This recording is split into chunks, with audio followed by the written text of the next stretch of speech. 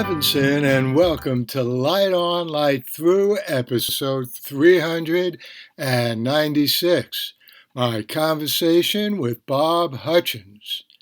Well, you might ask, who's Bob Hutchins? You'll find out in this interview, but I'll give you a little preview. Bob Hutchins is one of the few optimists, in fact, maybe the most optimistic person that I know about AI. Now, just to be clear, Bob is a rather balanced thinker. He sees problems with AI, but he also sees benefits with AI. So, in my book, that makes him an optimist. And I should say, although you may already know this, I'm an optimist as well, maybe even more optimistic than Bob.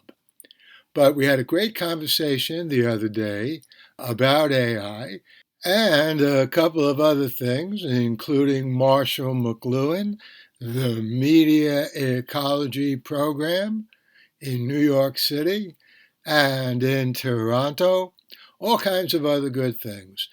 I should also mention that Bob is my PhD student. I'm on his doctoral committee at the Open University of Catalonia, UOC, in Barcelona, Spain. He's actually doing his dissertation on artificial intelligence, but Bob is not the typical PhD student. He has a couple of books already published. He's a very successful businessman, and he's a little bit older than your typical PhD student. Not as ancient as me, of course. So here we go with our interview. I hope you enjoy it. The Light on Light Through podcast. Good to see you, Bob. And I have to say, one of the things that most interests me about you and your work is that it's good to find somebody who sees some good in AI. I mean, after all this negativity everywhere you go, I think that's a serious error. There are problems with AI, there are potential dangers, but why don't you tell us a little about why you're a little more optimistic? Not that you're blind to the dangers, but Sure. what you see that's positive. Well, thanks, Paul. It's good to be with you as always. I love technology. I always have. I think the backstory, my origin story was my dad worked for the FAA, the Federal Aviation Administration. And so as a government kid living all over the world, I got the opportunity to, my father wasn't in the air traffic controller side. He was in the airways facilities, which was radars and computers and things like that. And so we were always the family who had personal computers and calculators and all the gadgets, and dad would build things. He was an amateur tinkerer, I guess. And so that was what I grew up kind of knowing and seeing. And I think that was my foundation. Was I loved gadgets, I loved tech, and I love what it could do. And we both are media theorists, and from a media ecology standpoint, one of the rules is, technology always extends some aspect of us, right? Simultaneously amputates, but the extension piece is really powerful in so many ways. So I love technology. I love to live on that edge of the coin. I believe there's three sides to the coin, right? There's heads, tails, and the edge. And I think when it comes to technology, if you can train yourself to live there and say, there's pros, there's cons, but what's the third way here? What's the third way? Because you can't ignore the life-changing, accelerating, healing aspects of so much technology. And now that we have AI, there's going to be lives saved through the medical side, the pharmaceutical side, the curing of diseases, on the education side, people who couldn't communicate or children who were limited in their understanding and deficiencies now have quicker personalized tools to engage with. I mean, the list goes on and on. So for that reason, having a co-intelligence come alongside you to be your you're McCartney and have a Lennon. That's really powerful. So I think we're going to see a renaissance like we haven't seen in quite a while in both creativity and in practical application. Well, I'm glad you mentioned the medical. I just finished reading a very interesting book, Confronting the Presidents. It's by Bill O'Reilly, who everybody should know about, for better or worse, and Martin Dugard. And basically, it's 3 or 4 pages about every American president from George Washington to Barack Obama. I guess they couldn't really do Trump because we don't know ultimately what's going to happen with him. But and Biden, the book was written before Biden withdrew. But one of the points that really struck me, and I wrote a review of it, and I didn't mention this point, but it's very relevant to what you're saying, is when you read about the histories of each president and the people around them, you find that out of 7 children, only 3 survived to adulthood.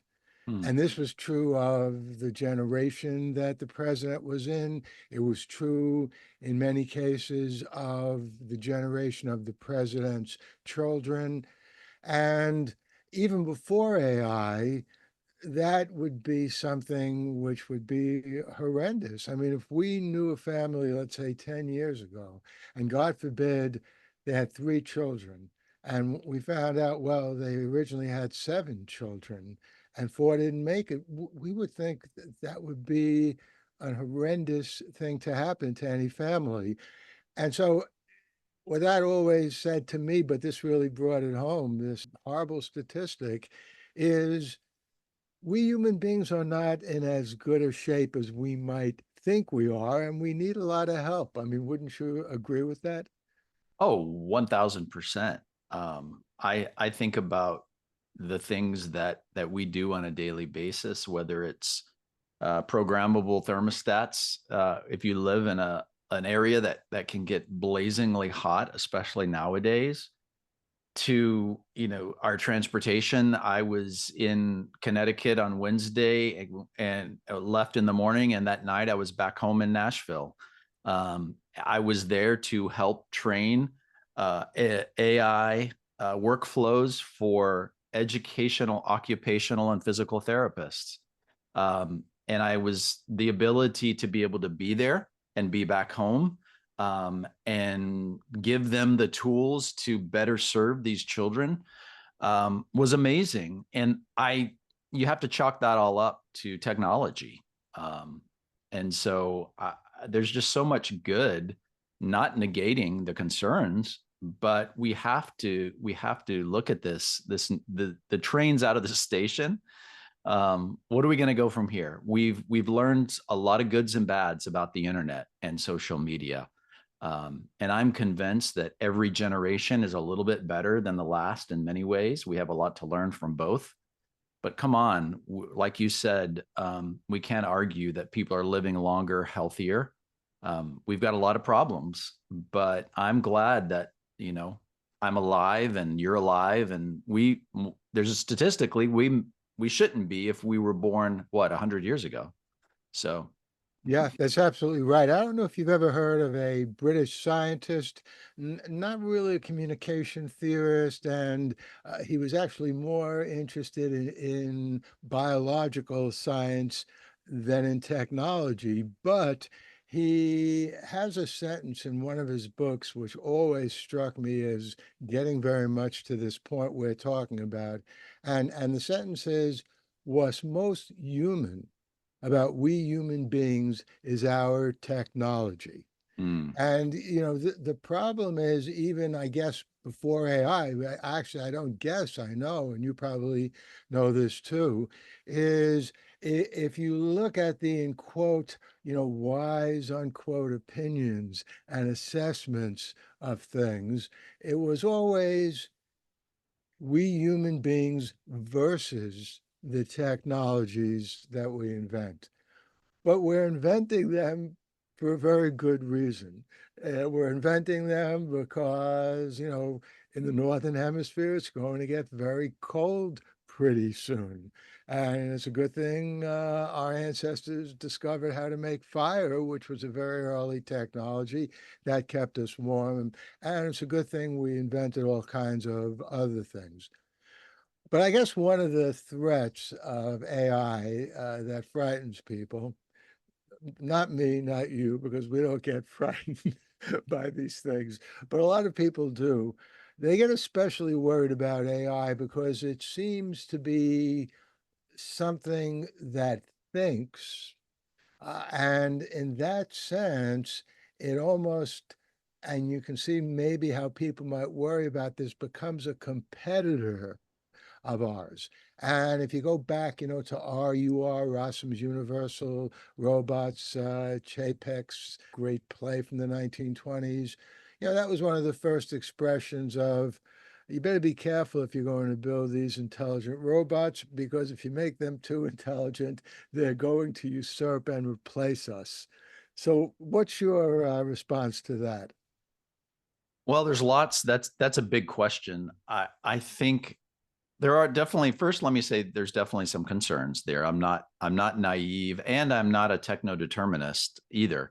But I would say that I always take a step back and I say this is a primarily uniquely Western concern.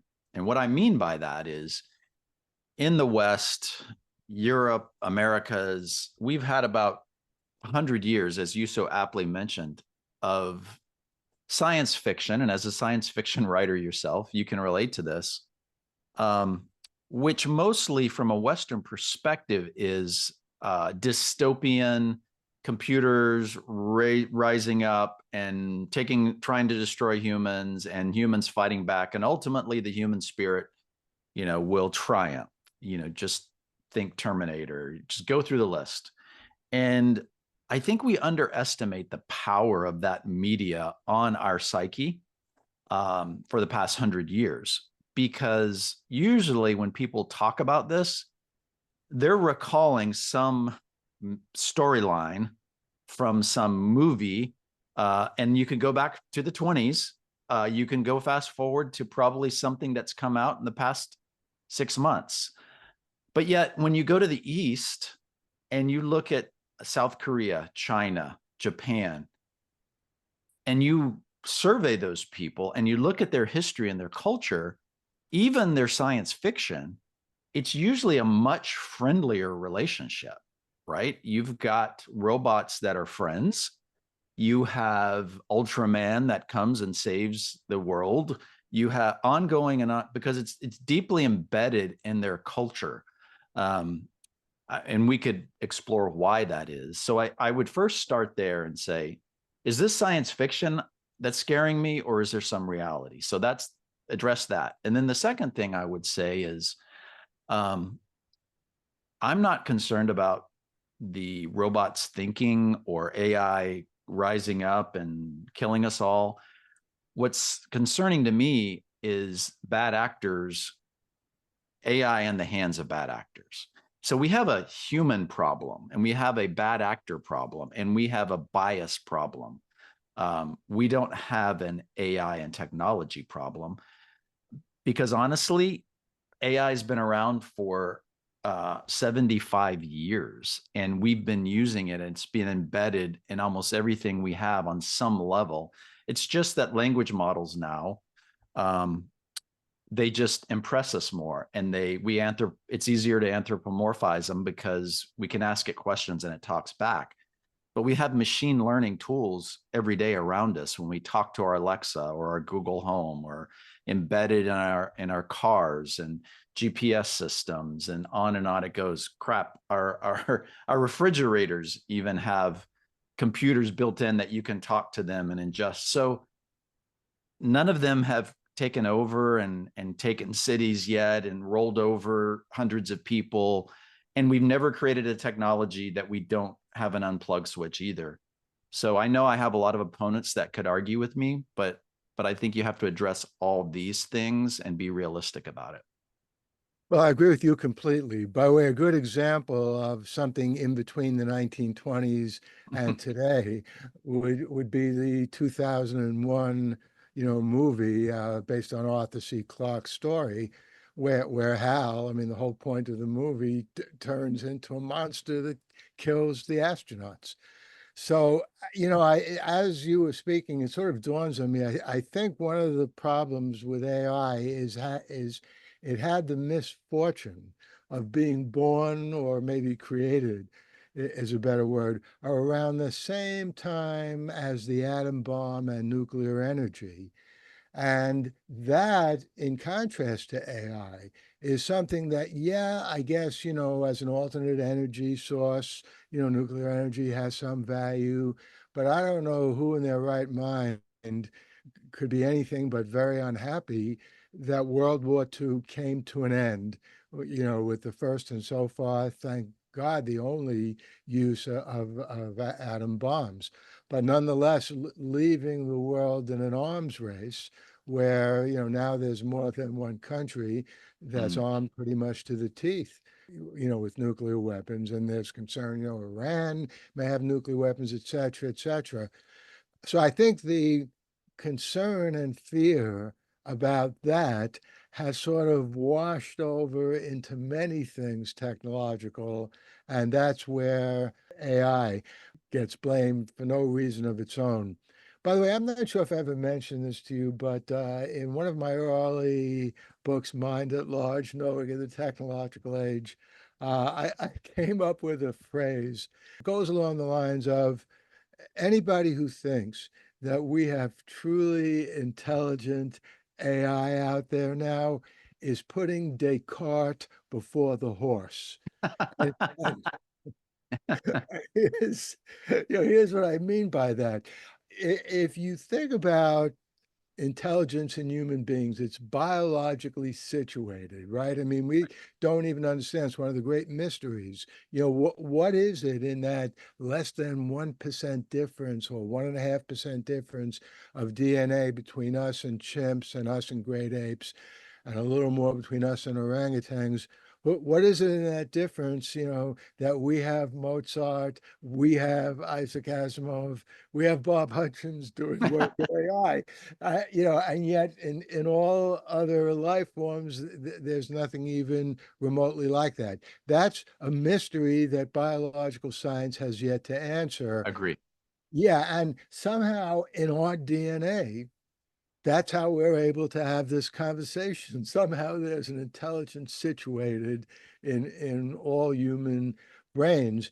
And I think, but don't know, but I have a hypothesis that we're never going to create truly intelligent AI until we figure out how to situate that into some kind of life or living form. I wouldn't disagree with that. I think it's important, though, to always. I think we're guilty of as humans for being pretty arrogant about our type of intelligence. Um, Arguably, we can do things that a lot of other species can't, but a lot of times those species can do many things we can't, right? And when we think about intelligence, different type of intelligences, um, this is getting a little bit science fiction, but I think we're on the verge of creating a different type of intelligence. It's not human intelligence, and it will never be human intelligence, but 100 years from now, there will be another type of intelligence. And when I look at all the different things in the world, whether it's an ant, whether it's a squirrel that certain times of the year goes and buries nuts in hundreds of different locations and can recall and remember where every single one of them is. I can't do that. No human can do that. There are creatures that can hear and see an ultraviolet light. That just, on and on it goes. There's different types of intelligences that we all are unique.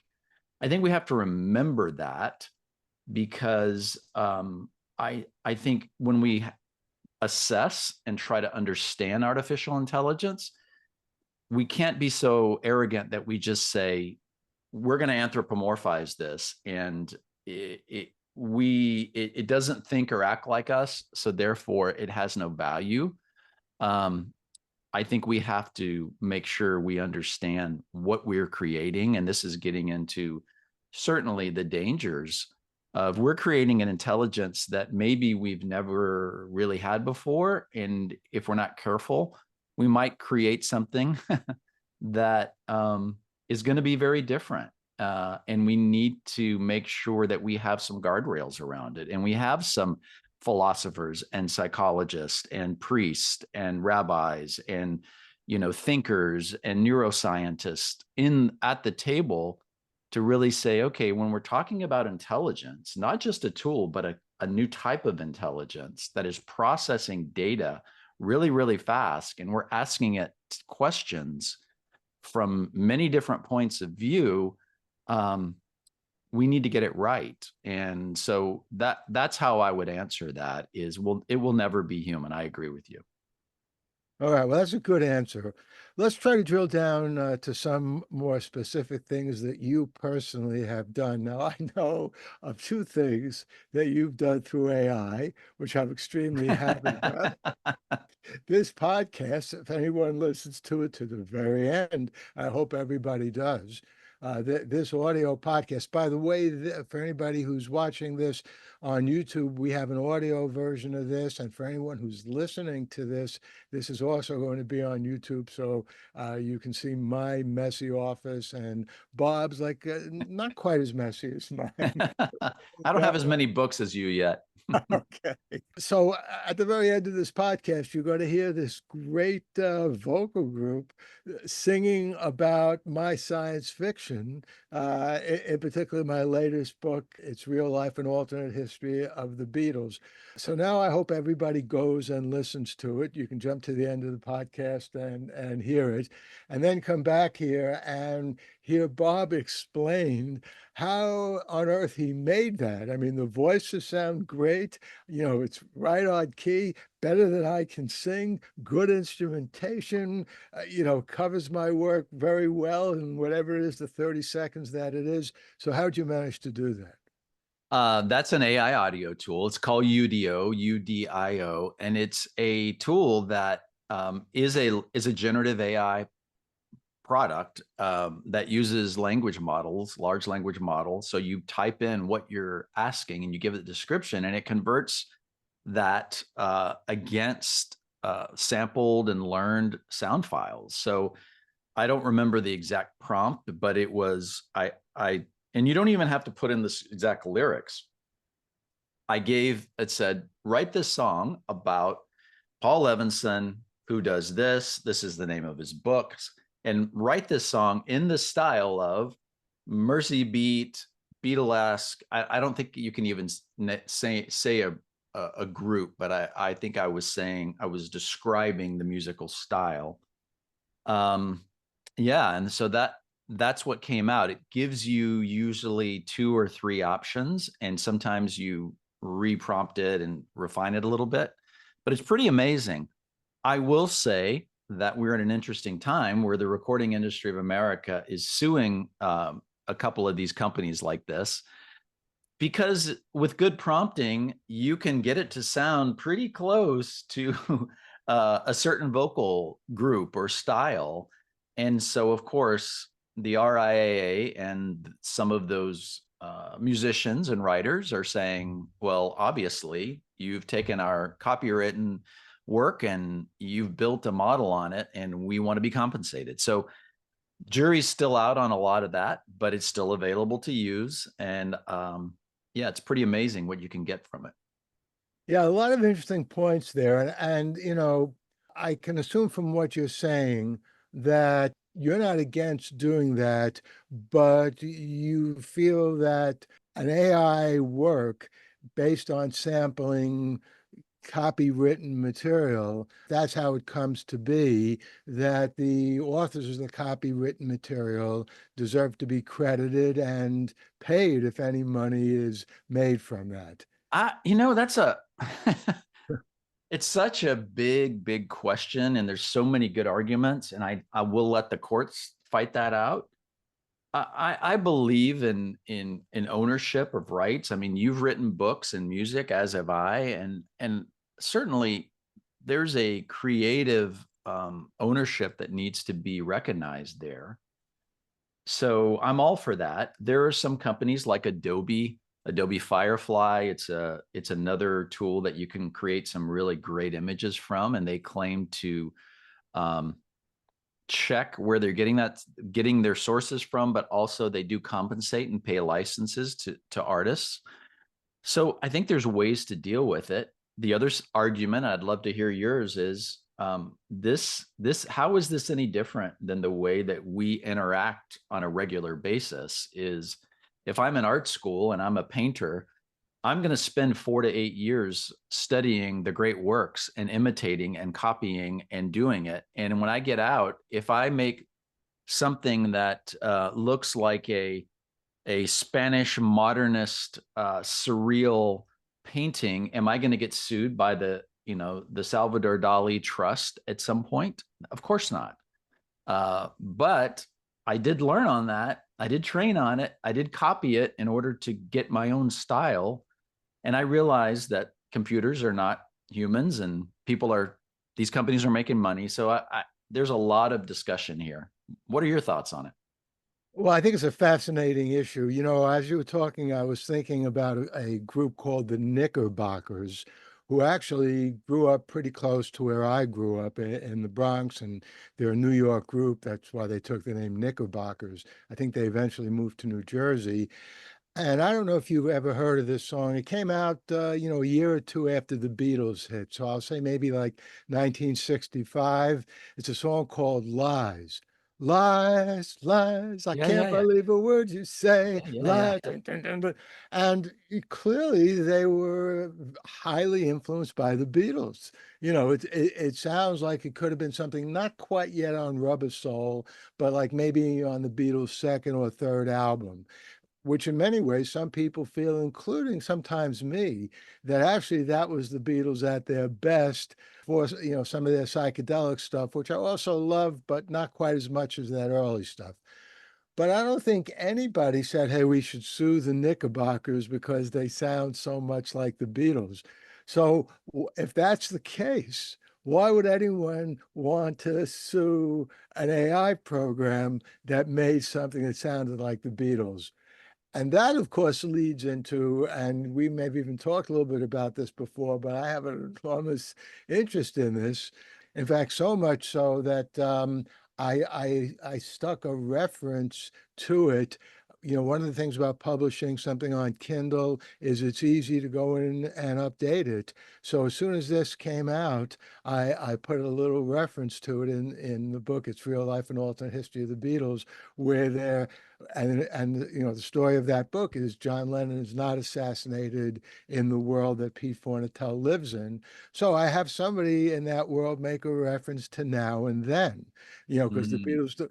Now in our world, John Lennon's tragically assassinated in 1980. About 10 years later, Yoko Ono gives a bunch of cassette tapes with demos of 3 songs that John Lennon had written in the 1970s. And as most people know, 2 of the songs, It's Real Love, one of them, but one of the original titles and one of the original demos of that song is Real Life, and that's where I got the title for my novel. But the Beatles, the 3 surviving Beatles in the 90s, under the production of Jeff Lynne, make a wonderful record, Real Love. It's Real Love, plus a good record of Free as a Bird.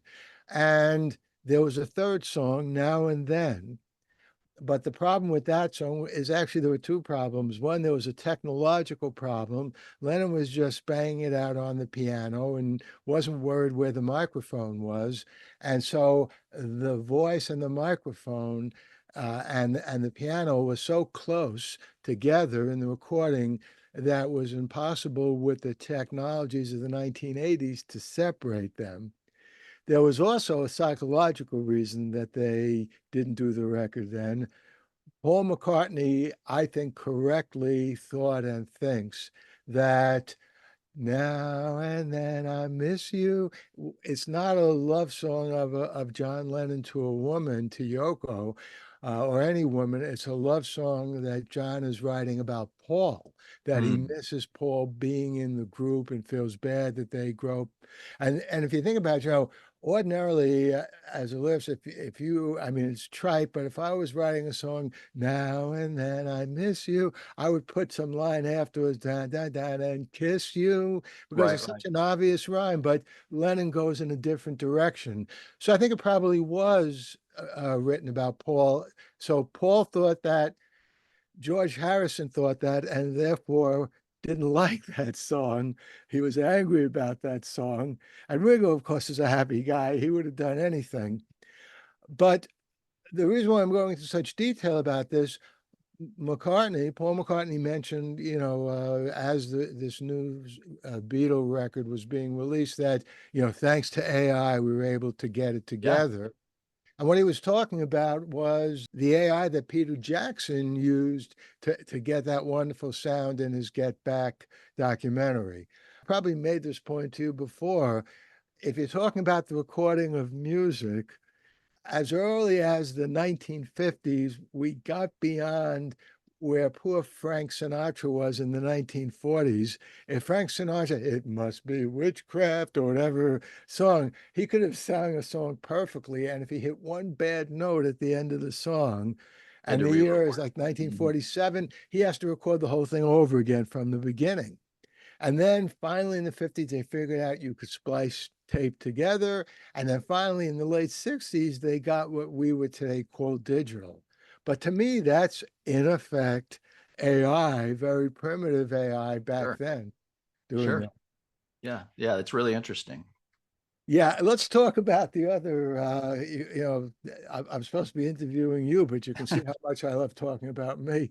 Let's let's talk about the other little AI thing you did where you have two highly intelligent people, a man and a Yeah. woman. I don't know if they're graduate students or professors, somehow having a conversation about my work. And, somehow you didn't have to go to Antarctica or someplace to find two people talking about that. That's something else you created from AI. So how did that come to be? Yeah, Google has a project called Google LM Notebook, LM standing for language model, and they'd been working on this for a little while. It was actually headed up by a journalist and writer. I think his name is Chris Johnson. Last name is Johnson. Anyway, um, he had been saving quotes of books. He's a voracious reader, and since the late '90s, and he had something like 8,000 quotes he had saved on different places on his computers and stuff.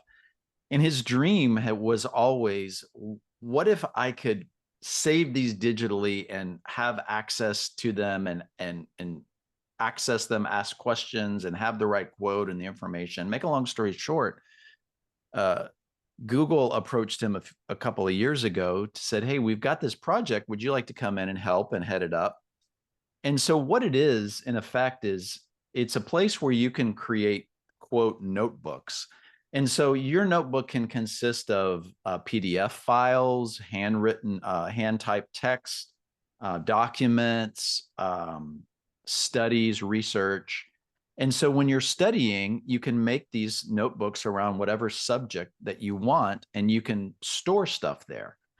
Well, then what they've done is they attached an AI model to it so that you then can ask questions of that. So if you're researching a topic and say you're in university or you're in school or just whatever, you want to go deep with it, you can put your documents, your books, your whatever, and then you can have AI say, please give me a summary or ask questions of it. What does this research say about this? And it'll give it to you. So that's really nice. But what I sent you was they took it up to 11, as Spinal Tap would say, was they have a audio podcast discussion. So this is where it gets really interesting. They built a model where your notebook can then be turned into a podcast. And so most people think, oh, it's just AI voices that sound realistic reading your content. No, that's not what it is. What it is literally two people, a man and a woman, with extremely natural sounding voices that's hard to distinguish, that it's you wouldn't know that they're not real.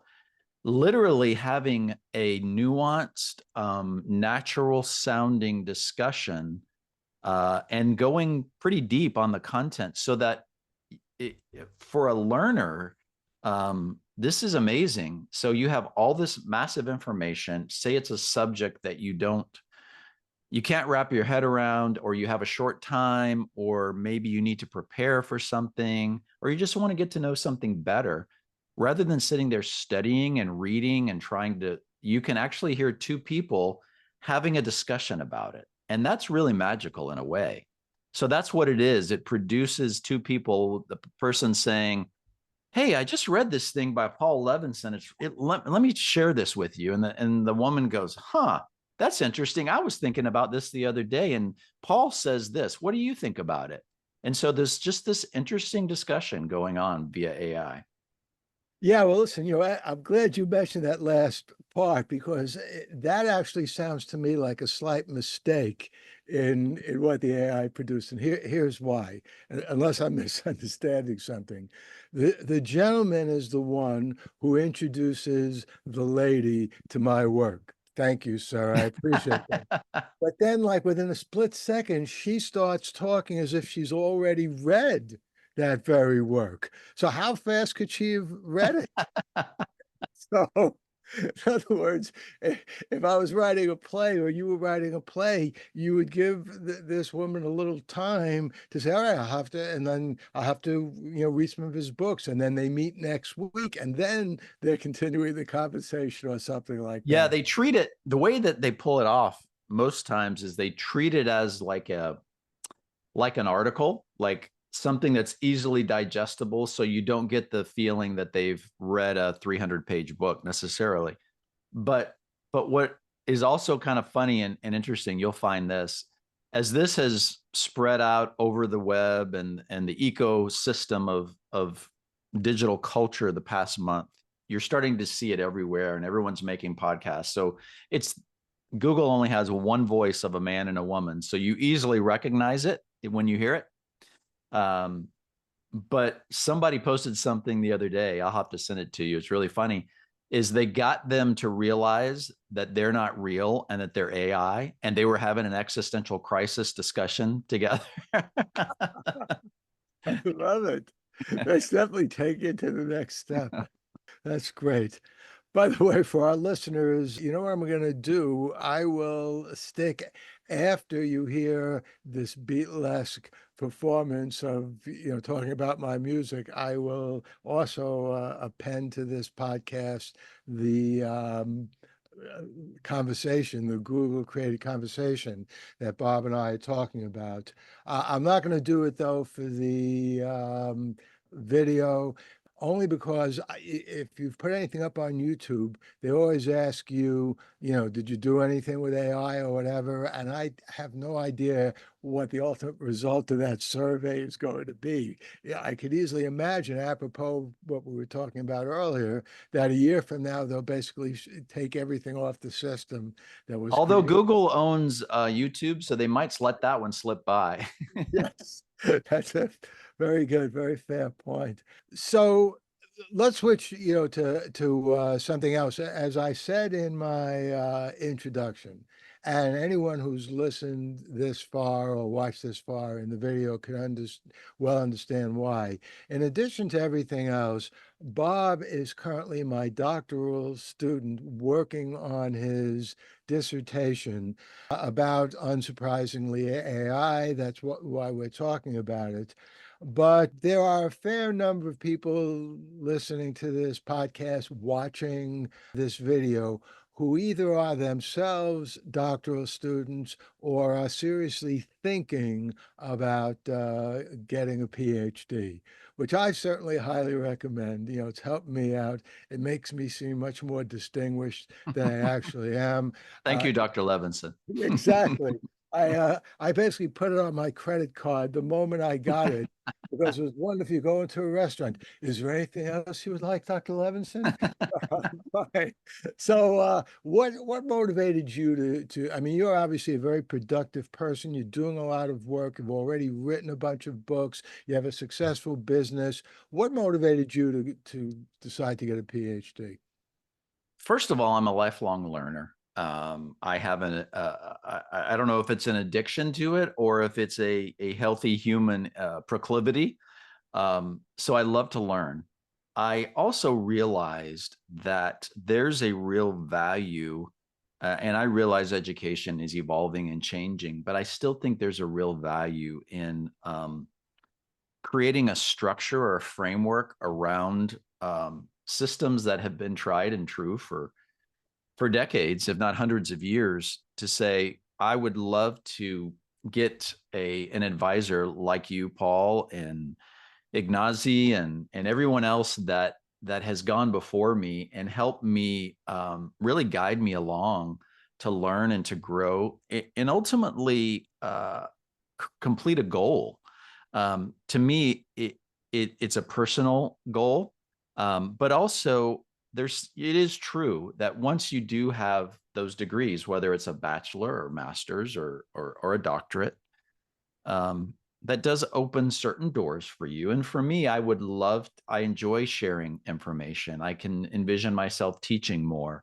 I can envision myself as the second half of my life progresses going into a university. And so I think that's really helpful. It doesn't mean you can't teach at a university without a PhD, but certainly it gives you more options.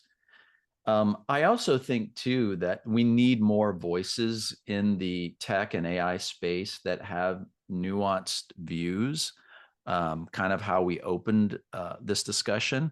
And just to be real honest, like it or not, you get listened to and you get interviewed more and you get quoted more with that doctor on your name.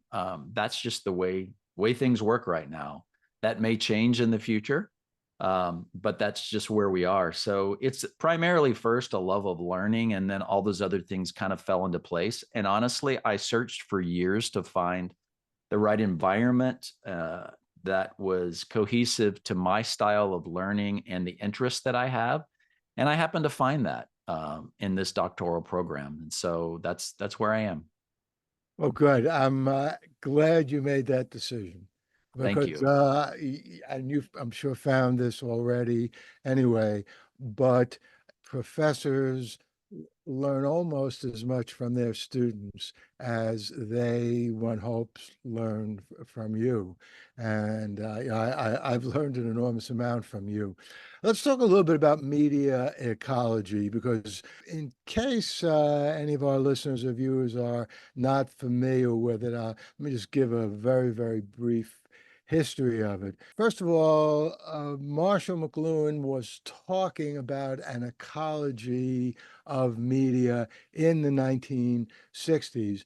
What's not 100% clear and hasn't really been confirmed is whether Marshall McLuhan actually used the word media ecology. But what did happen is somebody who was very interested in McLuhan in the 1960s, Neil Postman, heard what McLuhan was saying, and he began talking about media ecology. And by the mid 1970s, which is when I went into this PhD program, Neil, working with Chris Nystrom, created a PhD program at New York University called the Media Ecology Program.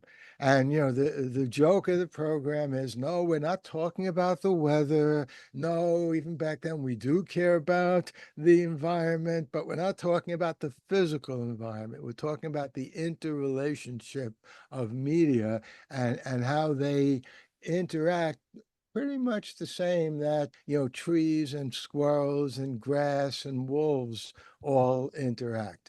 And that then was the place where I got my PhD, where Josh Meyerowitz, who was in my class and we used to argue about things, he wrote a very good book called No Sense of Place, building Mm, on Irving Goffman's work. That's where he got his PhD. And Lance Strait also got his PhD there. He was maybe about 7 or 8 years after Josh and I were there. And Lance, unlike me, for example, and unlike most people, is like a very devoted person to keeping institutions alive and well.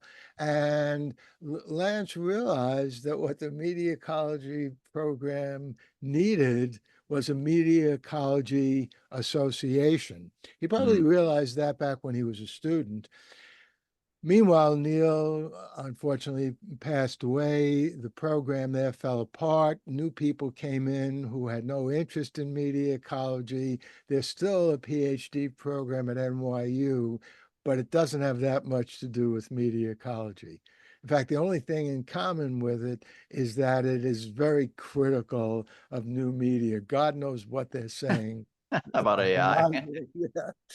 But Lance went on and did create the Media Ecology Association.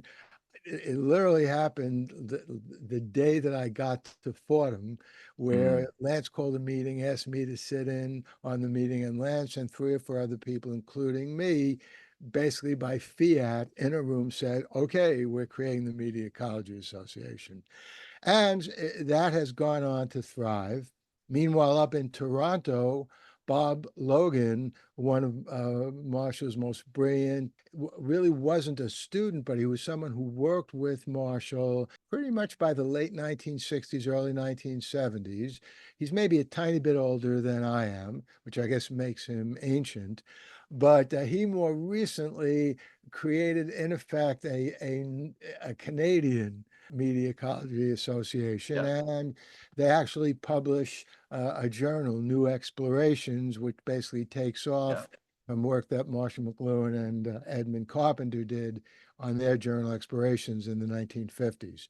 So, the reason why I wanted to give everyone that introduction, what does media ecology mean to you? Because I've noticed from time to time you mention media ecology Yeah, and you want your work to be a part of media sure. ecology. What else? Yeah, I think it's a fascinating. Uh, it, I think. Let me give you a quick background. My life and career has been in tech, marketing, communication. One of the things I realized early on in my digital marketing, I started and ran a very successful agency for years, but what I learned early on in the beginnings of the internet and then social media and then working with large companies and movie production companies in Hollywood, it doesn't matter who came and knocked on my door as an agency owner and my team and my staff, and they whether they said we want you to build a website, we want you to run a marketing campaign, a email, whatever. There was one common theme that kept jumping out at me, and it was we became behaviorists, therapists, we became psychologists for all of our clients, because what they were saying is we can't get our customers or our prospects to act the way that we want them to act, and we need you to get them to act the way that we want you. And so it dawned on me, I said, I better study human behavior, because that's the universal theme. People get caught up in the types of technology, the latest and greatest platform. And what we've been talking about is that humans are kind of the same and haven't changed that much for about 20,000 years. We're a little bit smarter and have some better technology, but fear, anxiety, love, pain, the things that we all long for, they kind of haven't really changed. And so I really lean into that. And I always kind of put it through the lens. And media ecology, in my opinion, is that rare school of thought and framework that brings all of those things together. Because as you so aptly said, Paul, in the natural environment, when you think of, original term of ecology, it is how does human beings affect and how are we affected by the natural environment? That's what ecology is. And so if we say this unnatural environment, which is media, if we put it in that context, how are human beings affected by and how do we affect? That's the media ecology, and all media affects us in some way, and we have effects on it. So to me, it brings together sociology, human behavior, media, tech, all into this interesting perspective that provides that edge of the coin, that third way that I talked about in the original. Because if you're a good media ecologist and you use that lens, you're not going to say all media is bad or all media is good. You're gonna be nuanced and say, just like cars affect the environment in positive ways and in negative ways. But not all cars are bad. You would say electric cars and hybrid cars, they have less effects on the environment and serve human beings in really good ways. Same thing with media. So that's why media ecology, I think, is really important lens to always filter through. Well, I agree completely. By the way, I don't know if you know this about Neil Postman, but his first book, which he co-wrote with a theorist by the name of Charles Weingartner, is called Teaching as a Subversive Mm, Activity.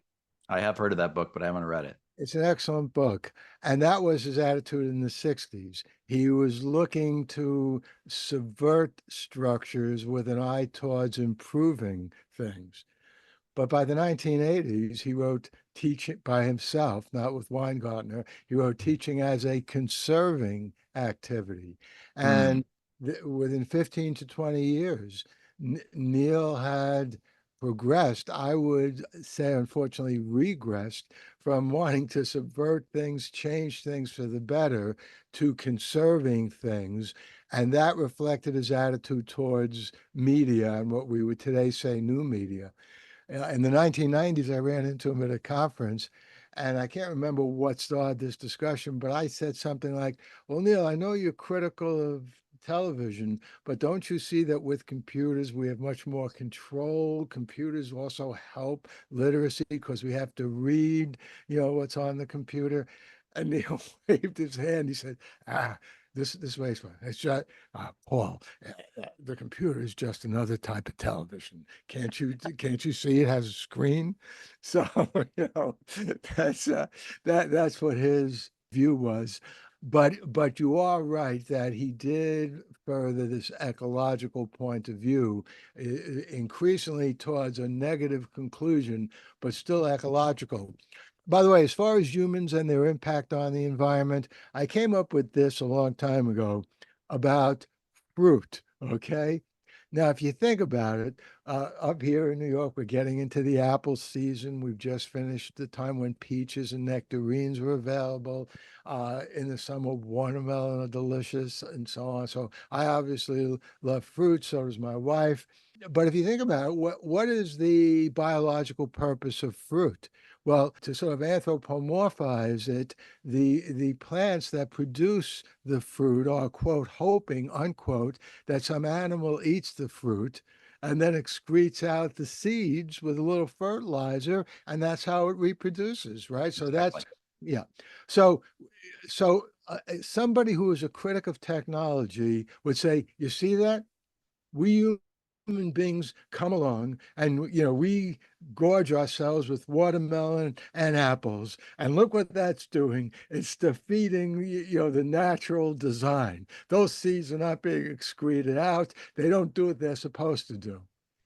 But my answer to that is that's true, but we human beings, because we love fruit, figure out how to cultivate these various fruits. We don't just throw all the seeds out, we save some of them, we plant them, and now we probably have more varieties and more tasty varieties of fruit than they had 1,000 years ago. Absolutely. Yeah. Yeah, So it's that great. I think is a good metaphor for, it's easy to attack human beings for messing something up without looking at the full picture, I think. Yeah, and I think we would be remiss not to mention McLuhan in all of this. I mean, he's definitely one of the person that I look up to the most and has had a big influence on me. And what I appreciated him, I love Postman, I love reading him, but what McLuhan always did, I believe, and you knew them both personally, was he was more of a prober and didn't make absolutes, whereas Postman seemed to bring in some strong opinions later on in his life specifically. And I love that McLuhan, I know that he had his own strong opinions and beliefs, but he didn't seem to allow that to color his work and his writings. He was always about probing and questioning. And I think having that posture throughout our life is how we really are able to add things to the discussion, that we can continue to grow and learn and pass on to the next generation. What are your thoughts on that? Well, I agree completely. One of Marshall McLuhan's famous aphorisms, but it wasn't an aphorism, just an aphorism. He actually believed it, is I don't explain, I explore. And there's Yes. a very big difference between that. And look, it was one of the highlights, in fact, the intellectual highlight of my life, the time I spent with Marshall McLuhan, the times I went up to Toronto and we would talk. The way that I met McLuhan, I'm not sure if I ever told you this, some of our listeners may know this. One day I walked into Neil Postman's office when I was a doctoral student and he was poring over a manuscript. And the other way Neil is, I can't make any sense of this. And he shoves this to me. What do you make of this? And I see it's basically a manuscript, and I see it's signed by H. Marshall McLuhan. His first name was Herbert. And basically, it was a new article that McLuhan had written about the tetrad, which I'm not going to go into and explain now. Our viewers and listeners can look it up, Tetrad. And, Postman was tired and, he was saying, I can't make any sense. It's a jumble. So I thought, let me take a look at it. And it was a good day for me. I could see what McLuhan was talking about. And I said that to Postman. So Postman, I tell you what, you're so smart. Why don't you write a preface to this? And I'll put it into the article that I'm going to publish in this journal. The journal was etc., literally the Journal of the International Society for General Semantics, called etc. What Postman didn't tell me, though, is when I handed him the article with my preface the next day, he sends it up to McLuhan.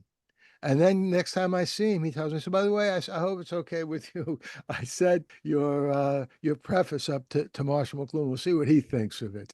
In other words, Postman wasn't going to publish it until, McLuhan thought it was okay. Now, you and our viewers and listeners know already how arrogant I am. But I have to admit, back then I was probably a little less arrogant than I am now. I've gotten more arrogant as I've gotten older, unlike usually people getting more humble. But I was beginning to think, oh my God, this is the end of my career in the academic world. McLuhan is going to be furious. A graduate student is daring to write an introduction about his work. And instead, McLuhan was very happy with the introduction and asked to meet me the next time we came down to New York. So that was the first of about 7 or 8 conversations I had with him, and they were all extraordinary. I mean, Mm. I've talked to very intelligent people like Karl Popper, the, Austrian British philosopher, but it wasn't even just intelligence. It was the way Marshall McLuhan thought. We could be walking in the street. And in fact, this happened in Toronto, and a car drives by. And McLuhan turns to me and says, the automobile is today's knight in shining armor. What? you know but if you think about it, it makes a lot of sense. People drive around in their bright shining automobiles. Sometimes people even kill other people with their automobiles, like the knight in shining armor. And so McLuhan was a constant fountain of ideas like that. And the contributions that he made were extraordinary. I get into fights with people all the time, and I don't care. There are people that don't talk to me anymore because, I don't know, about 10, 15 years ago, in one of my articles, and I don't mind repeating this, I say, I said, anybody who thinks McLuhan doesn't make and didn't make an incredibly crucial, important contribution to our understanding of media and therefore life is either lazy, that is, they didn't read McLuhan, jealous, they wish they had gotten the fame that McLuhan that had, or not too intelligent, or Mm. maybe all three. And like a lot of people got mad at me for that. Well, let's be honest. Yeah. McLuhan's writing is not something you sit down and just digest and read in one sitting. You have to dig in and think, and you do have to ponder, which I think was his goal. Was he didn't want you to read it and just get it. That was the whole point. And I think part of his mystique and fame, if you want to call it that, was he was not afraid to be a bit of a performance artist that you can look back and go, oh, we would call it a troll today. We would call it a performance art. But even some of the appearances you would see on TV and go back and look at him, you would say, he's not answering the question. He's getting people to think. He's trying to shock. He's trying to probe. And in the context of the media that he's probing about. And I think that's the brilliance of McLuhan, is it you have to sit with it and ponder it, and it has to bake a little bit, and then McLuhan starts to make sense. And I think that's what you're getting at, is most people don't want to take the time to do that. No, I agree with you. And those most people, many of them, or even most of them, are in the academic world, and they've been trained in what to expect in articles and books. And not that they have to be so easy to read, but they have to be in a certain format. And when they get a book like the Gutenberg Galaxy, which has whatever it is, X number of not really chapters, because they're too small to be chapters. It's just like a page or two or three with like a headline at the top of the page. They just don't know what to do about it. All right. For those of you who have enjoyed this conversation as much as Bob and I have, you should know that sometime in the future, in the pretty near future, because it's going to be recorded next week, I'm going to be on Bob's podcast, and God knows what we're going to talk about then. You just wait. Yeah, I'm looking forward to it. Are there any final things that you want to say now, Bob? Any points you want to make?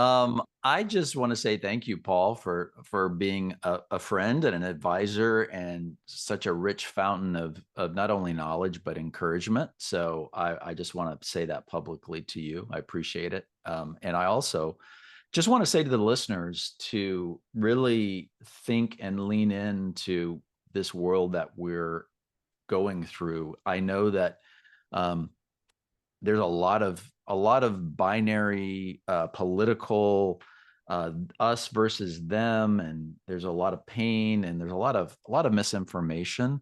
I am really hopeful, and I know, Paul, you're one of those bright spots that is able to really talk and use nuance in the midst of it. And I would say, don't be afraid of artificial intelligence. Don't be afraid of seeing and trying to explore the edge of that coin, because I think there's always a third way. And so, Paul, you do a great job of that. And I would just encourage listeners to keep pressing into that, and don't get stuck in those binaries and good and bad and yet up or down. Always find the hope in the middle of it and the human side of it, because we will triumph. We're going to be here in 100 years. We're going to be here in 1,000 years. So that's what I would live people with.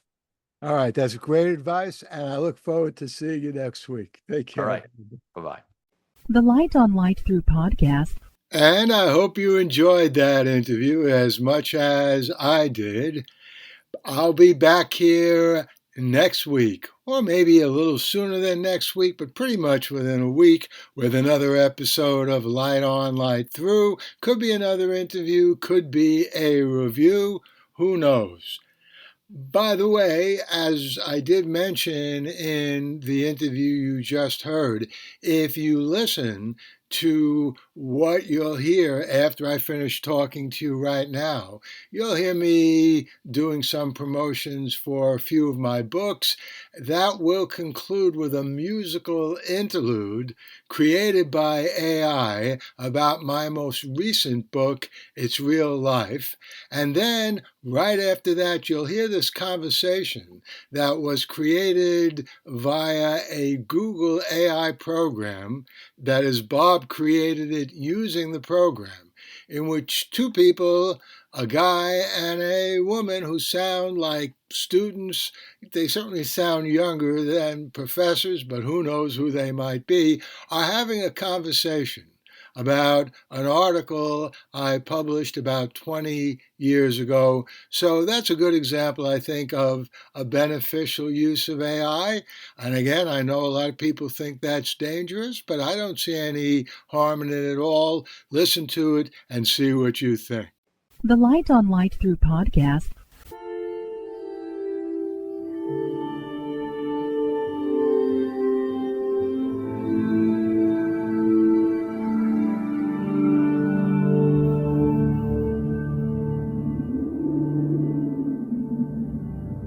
Athens, 2042 AD. She ripped the paper in half, then ripped the halves, then ripped what was left again into bits and pieces of history that could have been. Sierra Waters had read once that, years ago, it was thought that men made love for the thrill, while women made love for the sense of connection it gave them. Curled Up with a Good Book says Sierra Waters is sexy as hell. You can find out more about The Plot to Save Socrates by Paul Levinson at theplottosavesocrates.com.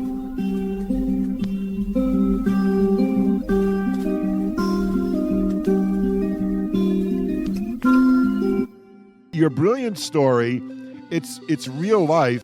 Paul Levinson Silk Code about an ancient biotech war raging on in secret for centuries. Reading words from Paul Levinson's mind. His tales take the stage, leave the world behind. Spinning histories in a brand new light, with the Beatles alive through the Mersey night. What can we do? Levinson's pen, it draws us through. Ever feel like you've got like a million tabs open in your brain, you're scrolling and scrolling, and you're excited about all this cool stuff online, but it's just too much, you know? It's like drinking from a fire hose. Yeah, exactly. Yeah. So one of our listeners actually sent in this really interesting reflection on an article from way back in 1996. It's called On Behalf of Humanity, The Technological Edge by Paul Levinson. And get this, it talks about information overload in 1996. It's amazing how prescient some of those early thinkers were, right? Like the internet as we know it was still in its infancy back then. Totally. So what did this Levinson guy have to say? Like, is information overload a real thing or what? Well, he makes this really interesting argument that we might be looking at it the wrong way. Instead of information overload, he suggests we might be information undertooled. Information undertooled. Yeah. I like that. So, like, we have all this information, but we don't have the right tools to, like, actually use it effectively. Right. Think about it this way. Imagine walking into a bookstore. There are thousands of books in there, millions of words, right? But you don't walk in and feel instantly overwhelmed, do you? No, not really.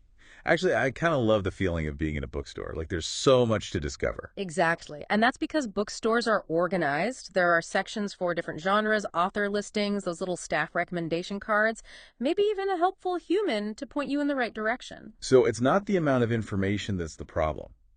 It's how it's presented, how easy it is to find what you're looking for. Exactly. We have systems for navigating physical information, like in a bookstore or a library, but the internet, It's like someone just dumped all the world's information onto our screens with no sense of order. Yeah, I can see that. So what's the solution? Do we just need like a giant card catalog for the internet? No, Levinson actually suggests that AI could be the key here. He calls it the remedial media that could help us make sense of all this digital chaos. Okay, now that's interesting. How could AI help? Imagine this. You type something into a search engine, like best productivity tips, right? But instead of just spitting out a random assortment of links, the AI actually understands what you're really looking for. It knows from your past searches that you're a visual learner, that you prefer practical advice over like theoretical stuff, and it tailors the results to your specific needs. Whoa. So no more scrolling through pages and pages of irrelevant search results. Sure. That would be amazing. Exactly. It would be like having a personal research assistant, guiding you to the information that's most relevant and useful to you. Okay, so that's searching. What about, like, reading? I feel like I spend way too much time just trying to get through long articles or reports. Oh, absolutely. Imagine AI that could summarize complex information for you, highlighting the key takeaways and even pulling out the sections that are most relevant to your interests. Okay, that would be a game changer. It's like, what if instead of feeling overwhelmed by all this information, we could actually use it to learn and grow more effectively? That's exactly the point Levinson is making. It's about shifting from a scarcity mindset where we feel like we have to consume everything for fear of missing out to an abundance mindset where we can confidently navigate the digital landscape and focus on what truly matters to us. So it's not about less information. It's about better tools, better systems, and maybe, just maybe, a little help from AI to make sense of it all. Right, and that shift in thinking could unlock a whole new world of learning and discovery. Food for thought next time you're feeling overwhelmed by that never-ending scroll. Thanks for diving in with us today.